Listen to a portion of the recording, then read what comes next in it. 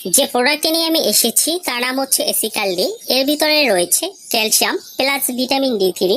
Calcium সাধারণত এমন একটি উপাদান যা শরীরের রক্তচাপ স্থিতিশীল রাখে ও শক্তিশালী হাড় ও দাঁত গড়ে তুলতে সাহায্য করে থাকে। এটি হাড়ের স্বাভাবিক ঘনত্ব বজায় রাখে ও শক্তিশালী কঙ্কাল কাঠামো ধরে রাখতে গুরুত্বপূর্ণ ভূমিকা পালন করে থাকে।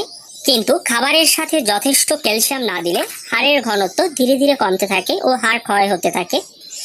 সেক্ষেত্রে দীর্ঘদিন ধরে ক্যালসিয়ামের ডিফিসিয়েন্সিতে ভুগে থাকলে অস্টিওপেনিয়া, অস্টিওপোরোসিস এবং ক্যালসিয়ামের অভাবজনিত রোগ যেমন হাইপোক্যালেমেসিয়া এর ঝুঁকি বাড়িয়ে দেয়।